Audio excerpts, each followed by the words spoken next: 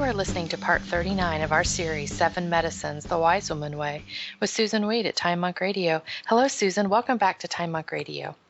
Thank you so much for having me back. Hope you had a wonderful week. I did, and we're happy to have you here. Yeah.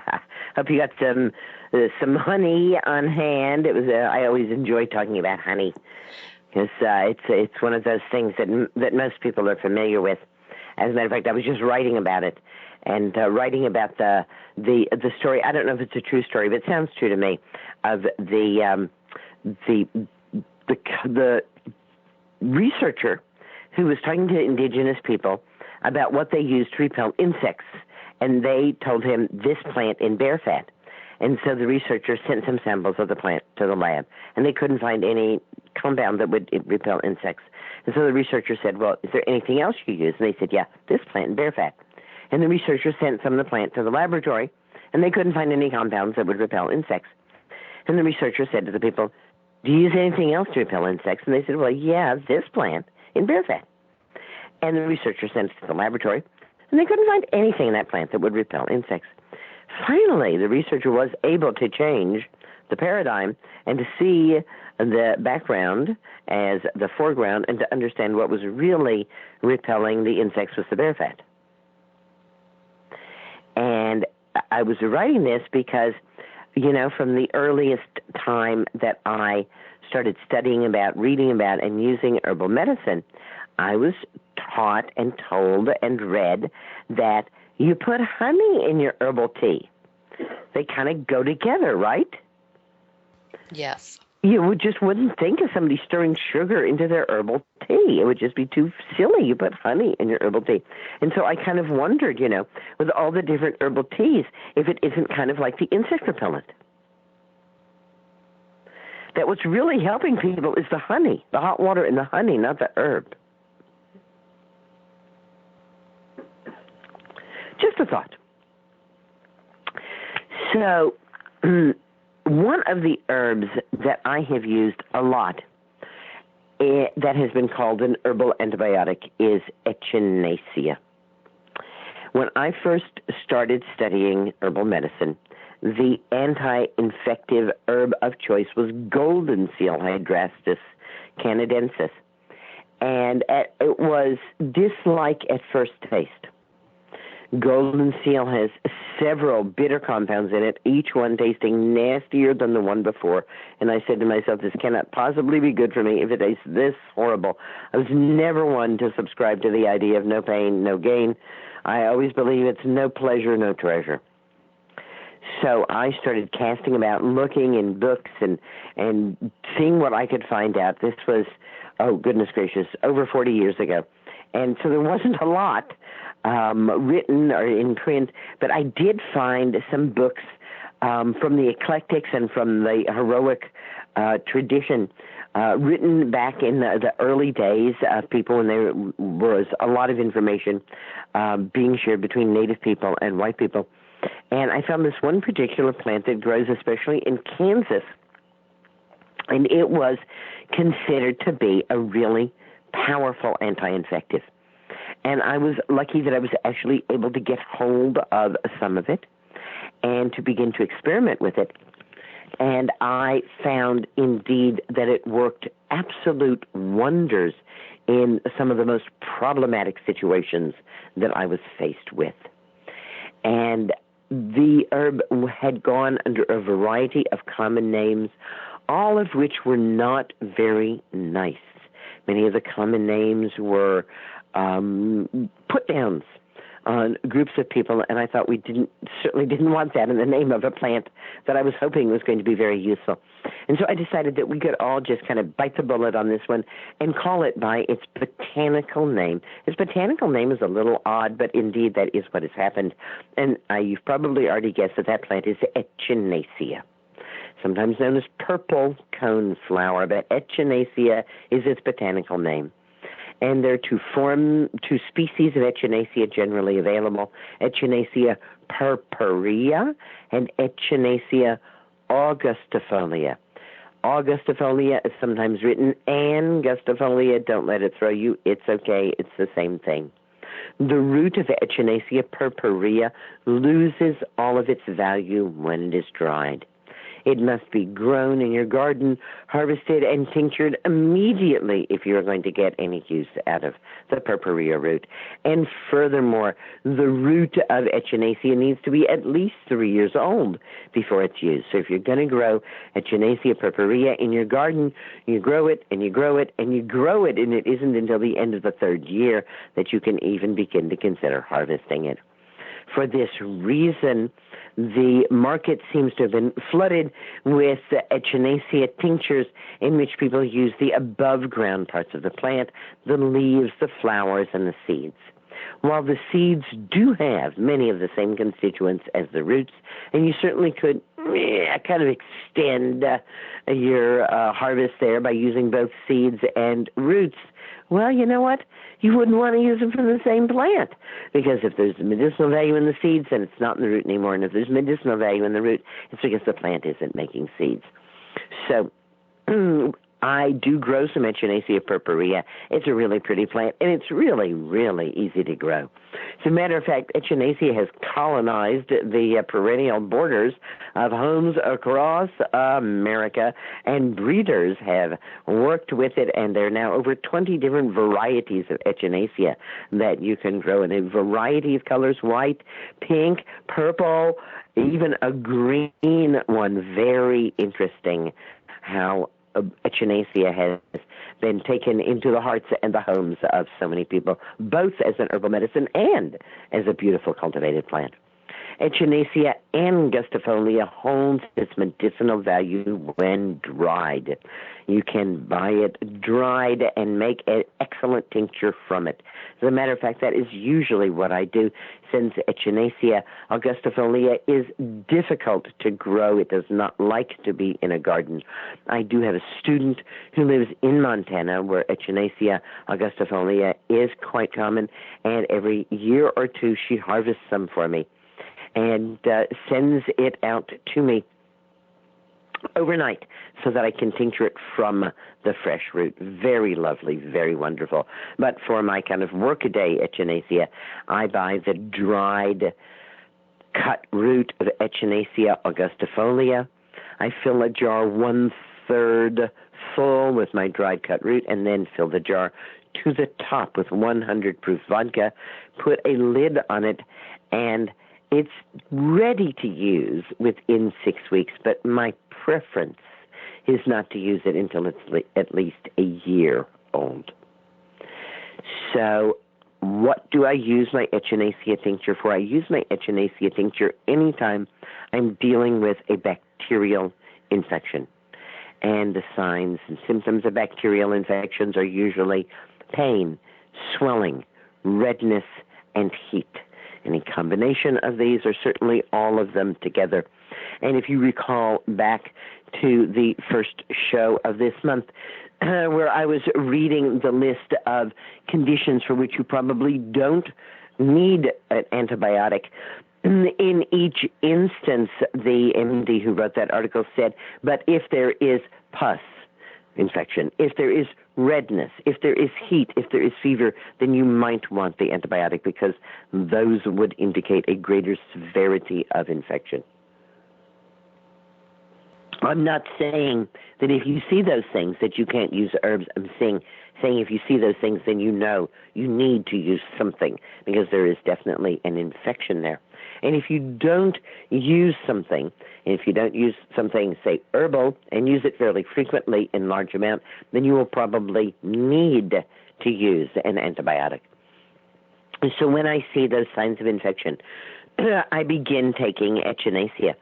My dose of Echinacea is 1 drop of Echinacea for every 2 pounds of body weight. Or let's say that there's 25 drops in a dropper full. It's about the same from dropper full to dropper full. So that would be a dropper full for every 50 pounds that you weigh. If you weigh 150 pounds, that would be 3 dropperfuls of Echinacea tincture, which would be a dose. Depending on how severe the signs of infection are, that dose could be taken as frequently as every hour or as infrequently as every 4 hours. Especially at the beginning of treating an infection, 6 to 8 times a day is not too frequent to take the Echinacea, and a 3 to 4 dropper-full dose is not too much. I find that if the correct kind of Echinacea is used, that's the angustifolia, if it is taken at the beginning of the infection, and if sufficient quantity is used, that Echinacea will reliably get rid of all infections. I do not have a large clinical practice, and so I cannot tell you that I have treated lots of people with antibiotic-resistant bacteria and that Echinacea has worked against them. But I can say in the very few instances where I have worked with people with such things, Echinacea has been tremendously useful. How does Echinacea work? It's a real good question, and to this day, we still can't really tell you. The way that I think of Echinacea is that it is something that feeds the immune system's capacity to make white blood cells. Also known as macrophages, white blood cells look for bacteria, engulf them, and eat them. The pus that we see in the wound is, in fact, dead white blood cells, which have eaten the bacteria, and their lives are now at an end. We do know that Echinacea increases the number of white blood cells because in certain situations where people have been taking Echinacea and things have not gone the way they wanted it to, and I'm thinking situations in which a woman is wanting to do a home birth, her waters break, and she takes Echinacea as an ally to not getting an infection after her waters have broken, but before her labor has begun, because it builds up white blood cells in the body, but her labor does not come on, or there's some problem with the labor, and she winds up being transported. When her blood is tested, it is loaded, so loaded with white blood cells that the hospital will often assume that she is already running a massive infection, because that is also one of the symptoms of infection. So midwives and others have learned to tell hospital personnel if someone has been taking Echinacea or large amounts of Echinacea prior to an admission into the hospital, so that they are not overwhelmed with large amounts of antibiotics, which they would give to treat what they would suppose would be a very great infection.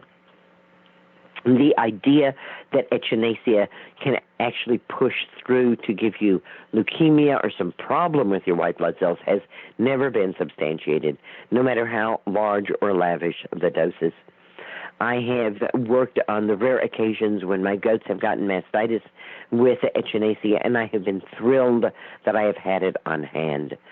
Times when it's the middle of the night, it's the weekend, there's simply no way to get any help, and having Echinacea and being able to give it to my animals has made a world of difference to me. So I do use Echinacea tincture with my goats. It can also be given to cats and dogs, but usually it is mixed in with milk or food. Do be aware that cats can have a very strong reaction to tincture, so we would never want to put a tincture right into a cat's mouth, and we'll always let the animal give us some more information about that. One of the very interesting antibiotics that Stephen focuses on is a plant that I've been looking at in Costa Rica. I've been going to Costa Rica now for quite a while, and my daughter and her husband have bought a home there, so I'm now going yearly and leading wonderful workshops down there. And we go off to visit various farms and so on when we're there. And one of the weeds that has caught my eye, because of course I'm looking around at the weeds, is a smallish plant in the hibiscus family known as broomweed. I first met broomweed in Jamaica. Someone introduced it to me as strongback and told me that you would make an infusion of it if you had hurt your back. So when I saw it in Costa Rica, I started asking, is this strongback? And nobody had ever heard of that name. They call it broom weed, scobia. And the immensely durable branches are used everywhere this plant grows to make brooms. The botanical name of this plant is Sida, S-I-D-A. And there are many, many species.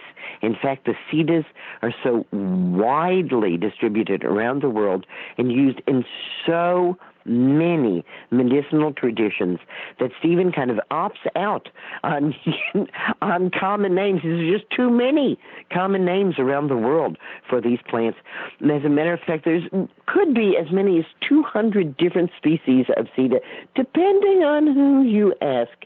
He is always pretty funny about that. He says there are 125 or perhaps 150, or maybe even as many as 200 species of the genus Sida, since taxonomy is an exact science. And he is certainly saying that tongue in cheek there. They are distributed throughout the world, mostly in tropics and subtropics, but some species extend into the temperate regions. The main medicinal species, and the one that has been most studied, is Sida acuta. But he has found that, in fact, most of the Sidas have pretty much the same abilities. And he believes that Sida is possibly the best herbal antibiotic known. I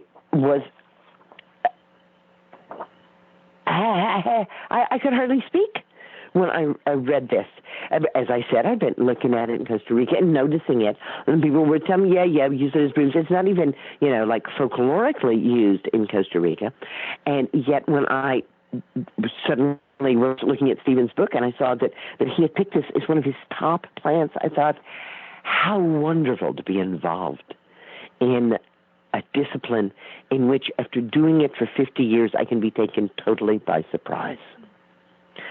Sida is adaptogenic, analgesic, antibacterial, anti-cancer, anti-inflammatory, anti-malarial, antimicrobial, anti-protozoal, anti-ulcerative, anti-venin, hemoprotective, hemoregenerator, hemotonic, hemoprotective, and insecticidal. It is active against a pretty long list of stuff, including Babesia, E. coli, herpes simplex, listeria, salmonella, shigella, staphylococcus, streptococcus, and candida. In fact, early indications have found that Sida is even moderately virucidal against herpes viruses. It's especially useful as an adaptogenic in long-term debilitating infections such as Lyme, malaria, and dysentery. Like all mallows, Sida is very high in protein, being up to 25%. Protein in some cultures actually use it as a pot herb. Stephen says, I haven't ever eaten it, but the tincture is delicious, one of the few that actually delights the tongue. And the tincture and hot water extract are the strongest medicinal forms of Sida. What part is used? The whole plant, roots, leaves, stems, and seeds. Most people, says Stephen, use just the aerial parts because it's the simplest part to harvest, and ecologically it's quite sound. But Sida is considered an invasive species and a weed, and most people would be happiest if you would just dig up and take away the whole thing. You can also dry it, powder it, and sprinkle it on bacterial infections of the skin and eczema. And I wonder what powdered Sida mixed with honey would do on the skin. Probably some pretty interesting things. The thing that freaks people out the most in Costa Rica is the pit viper. The pit viper is a snake, and I'm frequently warned when I'm in Costa Rica, since those of you who know me know that I go barefoot most of the time, and people just say, oh, well, this is the area where there's pit viper. You can't go barefoot. What if you get bitten by pit viper? And it's true that most Costa Ricans, especially those that are out in the fields and the forests, are wearing knee-high rubber boots because of the snakes and the threat of the snakes. And how interesting then that Sida has been found to neutralize the venom of the pit viper. The pit viper's venom is a hemotoxin that destroys red blood cells rather than the neurotoxin more common to cobras and rattlesnakes. The constituents in Sida are particularly protective of red blood cells, which is one reason they're effective for treating malaria and babesia. With the snake venom, compounds in the Sida neutralize a hemotoxic compound. In this sense, Sida represents a unique category of herbal compounds, especially useful for treating anemia. I believe there are strong indications that Sida will be significantly useful for the treatment of cancer of the red blood cells. It is the only herb I know that is specific for red blood cells. You probably won't be able to find Sida on the herbal market at this point, but I would not be surprised if within 3 to 5 years it does become a popular and much used herb, since it is a plant that grows in abundance, and we just need to wait for somebody to decide this is going to be their special baby, and they're going to make it available to all of us. In addition to Sida, Stephen includes in his top picks for systemic antibiotics Cryptolepis, Alcornia, Bidens, and Artemisia. Artemisias are a genus of plants that contain some pretty interesting plants. Artemisia dracunculus is tarragon. Artemisia vulgaris is mugwort or cronewort, also known as moxa. Artemisia absinthium is wormwood, and Artemisia annua is sweet Annie. Sweet Annie has become one of the most talked about plants over the past few years in terms of the discovery by a Chinese woman of a compound in it that is very strongly antimalarial. Stephen says there are about 400 Artemisias in the genus, but it is Artemisia annua that I'm going to focus on, especially for its effectiveness in treating malaria. The artemisinin found in Artemisia annua is found in other Artemisias as well, and all plants in the genus are antibacterial and antimicrobial. They are not, however, as systemic as other herbal antibiotics. Artemisia annua is best thought of as a systemic in terms of being specific for killing blood parasites rather than all diseases in particular. The aerial parts of the plant, including the flowers, have the highest content of artemisinin. And I actually have a picture of the woman who discovered this, and she just won a Nobel Prize. She was the first woman to ever win a Nobel Prize. Her given name, Yu, originates from a verse, and they quote, "Deer bleating and eating wormwood." And it is because of her name that she has forged a close bond with wormwood. And when she became a scientist, she began to look into what could be in wormwood, Sweet Annie, is called sweet wormwood. The World Malaria Report indicated that 216 million people suffered from malaria in 2010, and almost 750,000 people died that year, 86% of which were children under the age of 5.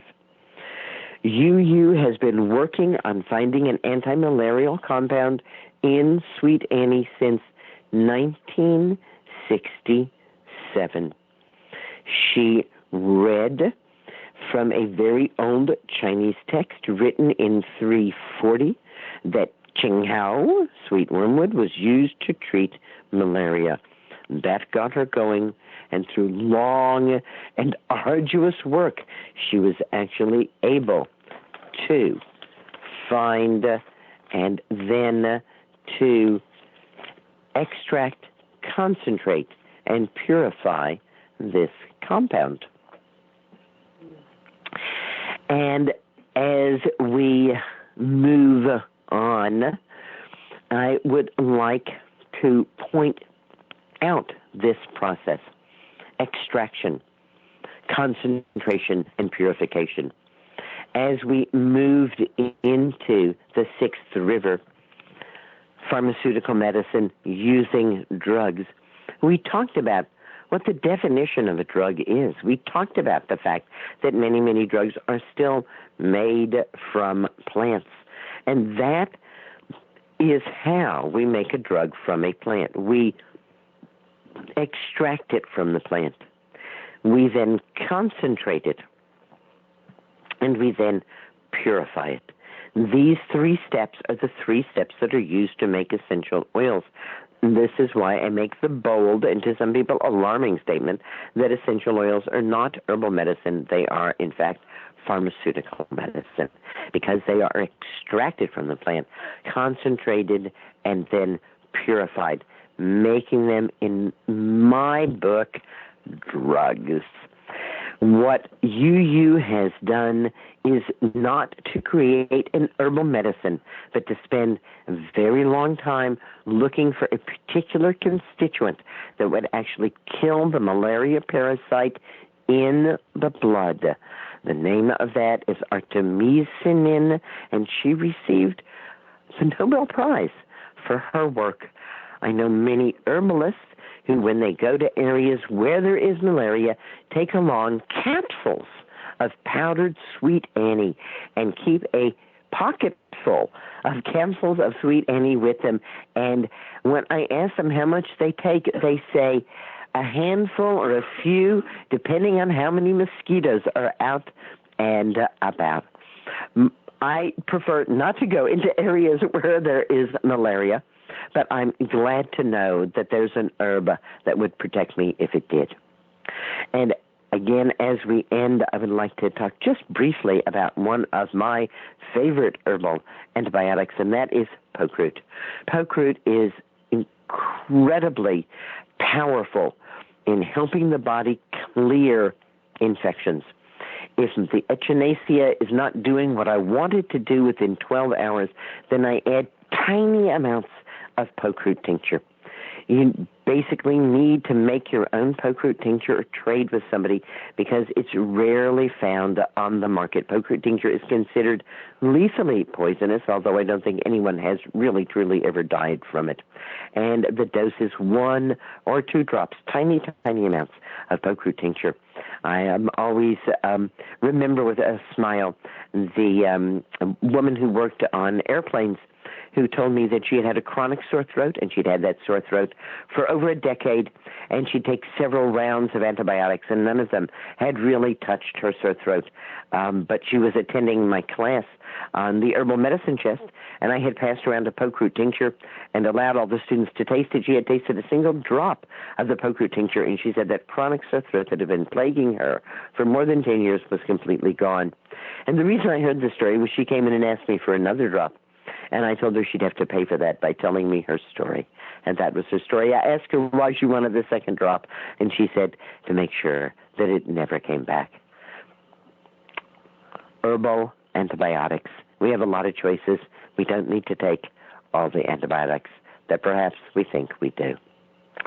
Thanks so much for giving me this forum to share with you all of the green blessings that surround us, Gemini. Thank you, Susan. And this concludes part 39 of our series, The 7 Medicines, The Wise Woman Way with Susan Weed at Time Monk Radio.